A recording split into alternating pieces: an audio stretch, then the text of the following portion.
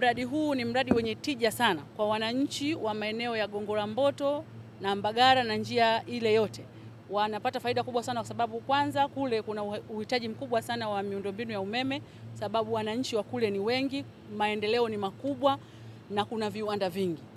Baada ya kuimarisha mradi huu wa Kinyerezi 1 extension, maeneo yale yataenda kupata umeme wake kwa sababu tumefunga transformer mpya ya MVA 120 pale, ambayo itawapa umeme wa uhakika ambao haukatiki, lakini umeme mwingi zaidi kwa ajili ya uzalishaji wa majumbani na viwandani. Lakini kwa faida, baada ya kupeleka transformer ile mpya pale katika eneo la Gongo la Mboto na Mbagala, njia ile transformer ya zamani iliyokuwa pale MVA 50 tumeipeleka kwenye eneo la kimkakati la uwekezaji wa viwanda, kongani ya viwanda ya Kwala, na nilipofika pale maandalizi yameshaanza na transformer itapelekwa ndani ya wiki 2. Tunategemea itakuwa imefungwa, itasaidia kutatua changamoto kubwa sana ya umeme katika eneo lile ambapo walikuwa wana changamoto ya umeme kukatika mara nyingi sana katika maeneo yao. Kwa hiyo serikali yetu iko kazini, hatujalala.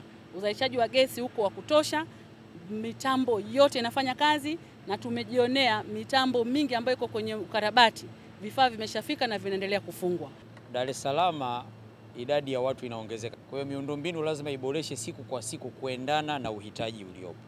Kwa lengo la Kinyerezi 1 extension ilikuwa ni kutuongezea sisi uwezo wa umeme unaozalishwa kuwafikia wateja wetu kwa kiwango kinachostahili.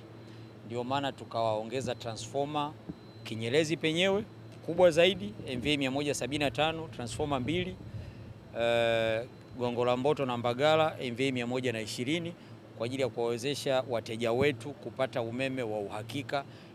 Tunamshukuru sana Mheshimiwa Rais kwa investment na umeme tayari Kinyerezi 1 extension inatumika. Bali za kukatika umeme zimepungua. Tukikata ujue tunatengeneza, tunaboresha kama tulivyokuwa tunaboresha. Lakini mambo ni mazuri, Mheshimiwa Rais amewekeza vya kutosha.